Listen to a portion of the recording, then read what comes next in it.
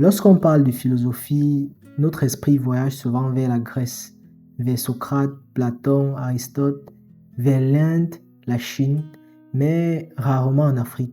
Et pourtant, sur ce vaste continent, se sont déployées des traditions de pensée aussi riches et structurées que n'importe quelle école philosophique. Pourquoi la pensée africaine est-elle méconnue, voire niée par beaucoup? Est-ce un oubli volontaire, un préjugé colonial ou simplement le manque de visibilité d'une philosophie essentiellement orale? Aujourd'hui, nous allons déconstruire cette idée reçue. Nous partirons des sources millénaires de l'Égypte pharaonique, explorons la sagesse orale des griots et des devins, traverserons la période coloniale qui a tenté de faire taire cette pensée, et enfin, nous célébrerons la Renaissance contemporaine portée par des intellectuels audacieux. Ce voyage ne sera pas seulement historique, c'est une invitation à redécouvrir l'Afrique comme un berceau de la réflexion sur le sens de la vie, la justice, le lien social et l'harmonie avec la nature. Alors, prêt à revisiter la philosophie sous un nouveau prisme, restez avec moi et ensemble explorons la pensée africaine dans toute sa richesse.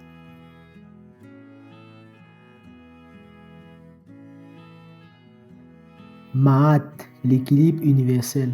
Taoutet, le sage conseiller. Iotep, l'architecte du savoir, une sagesse intemporelle.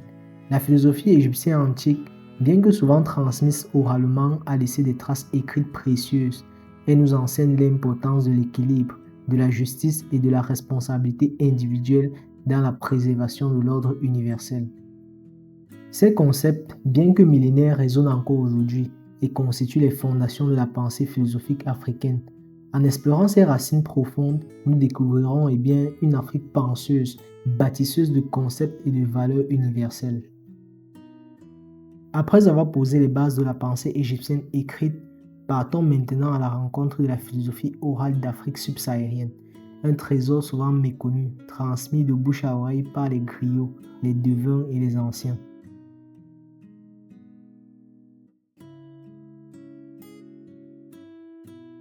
Dans de nombreuses sociétés africaines, le griot est bien plus qu'un simple conteur. Il est le gardien de la mémoire collective, philosophe ambulant, médiateur social. Le devin, quant à lui, éclaire les décisions du groupe en interprétant les signes de la nature, guidant ainsi la communauté vers l'équilibre. Les proverbes africains, ces pépites de sagesse, condensent des siècles de réflexion sur la vie, la justice et la fraternité. Par exemple, chez les Akans du Ghana, on a la citation suivante: « Le fleuve est patient et engloutit la roche ». Cette image nous enseigne la force de la persévérance et de la résilience. Les récits initiatiques, contes de passage à l'âge adulte, enseignent aux jeunes les valeurs essentielles: courage, humilité, respect des anciens. Dans la culture dogon, le mythe du Nomo raconte l'origine du monde et la place de l'homme dans l'univers, tissant philosophie, cosmogonie et responsabilité sociale. Malgré l'arrivée de l'écriture et des écoles modernes, cette philosophie orale perdure, se réinvente. Des collectifs de jeunes se réunissent aujourd'hui en cercle de parole pour revisiter ces trésors, prouvant que penser ensemble reste au cœur de la culture africaine. La philosophie africaine ne se trouve pas seulement dans les livres, elle vit dans chaque proverbe, chaque récit, chaque conseil transmis de génération en génération. Dans la prochaine partie de la vidéo, nous verrons comment l'ère coloniale a tenté de faire taire cette voix et comment les penseurs africains ont résisté. Restez avec moi.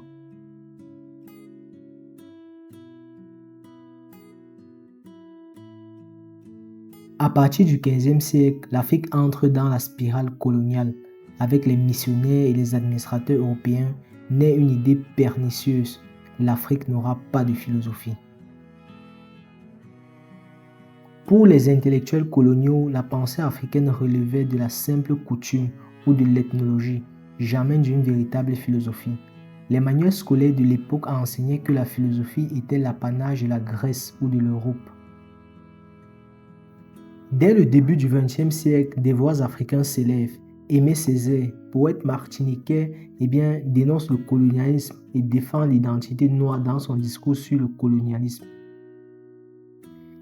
Léopold Sédar Senghor, premier président du Sénégal et cofondateur de la négritude, affirme que la culture africaine est riche et digne d'une philosophie propre.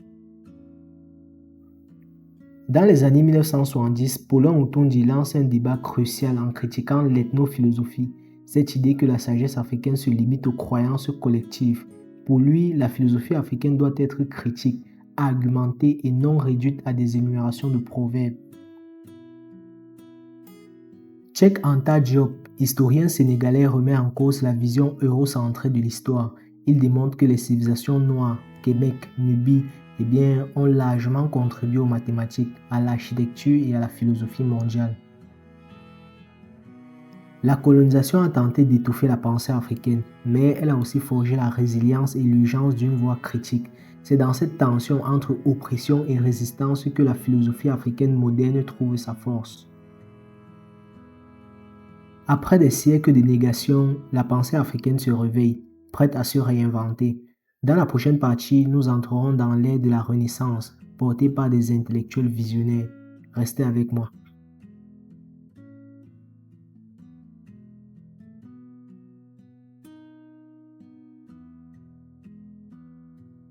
Après la nuit de la colonisation, l'aube d'une renaissance se lève grâce à des penseurs audacieux qui ont osé remettre en question l'ordre établi. Dans son ouvrage majeur African Philosophy, Myth and Reality, sorti en 1976, Paulin Otondi dénonce l'ethnophilosophie, cette conception selon laquelle la philosophie africaine se limitera à un folklore de proverbes. Pour lui, la vraie philosophie est critique, elle exige le débat, l'argumentation et la mise en question des idées, quelle que soit leur origine. Dans son ouvrage What the African Origin of Civilization, sorti en 1974, Cheikh Anta Diop réécrit l'histoire. Il prouve que des analyses linguistiques et archéologiques que la civilisation égyptienne est fondamentalement africaine. Son travail redonne fierté et légitimité aux héritages culturels du continent. Valentin Yves, dans The Invention of Africa 1988, examine comment le savoir africain a été défini par l'Occident. Il montre que la représentation de l'Afrique est souvent le fruit de discours extérieurs. Sa philosophie invite à reconquérir son propre regard. Suleiman Bachi ouvre la philosophie africaine avec interférence, dialogue avec Kant, avec la phénoménologie ou la philosophie islamique. Son approche montre que la pensée africaine n'est pas isolée, mais connectée à un réseau global d'idées.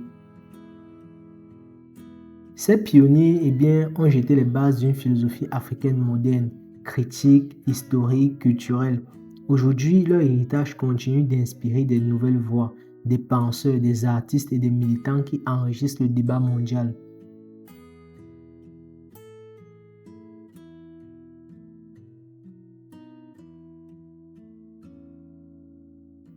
En décolonisant la pensée, ces intellectuels ont ouvert des horizons. Réappropriation de l'histoire, pratique du débat rigoureux, ouverture au dialogue interculturel. La philosophie africaine ne se limite pas aux livres et aux amphithéâtres. Elle est vivante, portée par des initiatives éducatives, des actions sociales et des engagements politiques. Partout sur le continent, des ateliers de philosophie voient le jour, dans des universités, des bibliothèques et même en plein air. Ces cercles de parole permettent aux jeunes et aux moins jeunes de réfléchir ensemble sur la démocratie, la justice et l'identité. Des écoles inspirées par la jeunesse traditionnelle émergent. Elles mêlent proverbes, récits oraux et pédagogie moderne.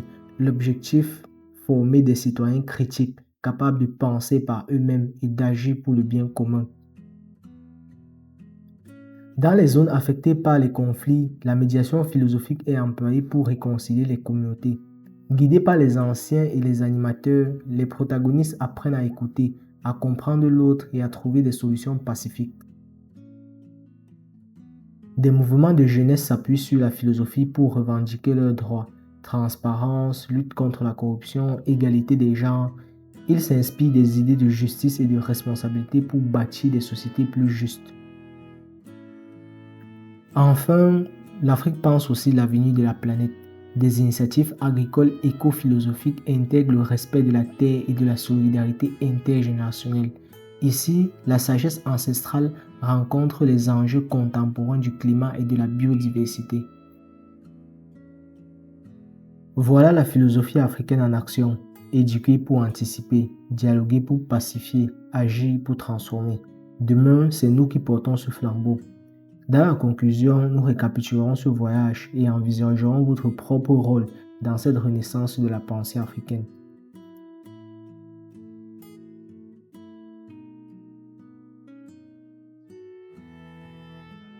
Nous avons voyagé des rives du Nil au cercle de débats contemporains, en passant par les ombres de la colonisation et la lumière des pionniers décolonisateurs. Qu'avons-nous retenu? Une pensée écrite millénaire fondée sur l'équilibre de Mahat, une sagesse orale transmise par des griots et des devins, une résistance intellectuelle portée par Senghor, Otondi, Diop, une philosophie en acte vivante dans nos écoles, nos villages et nos cités.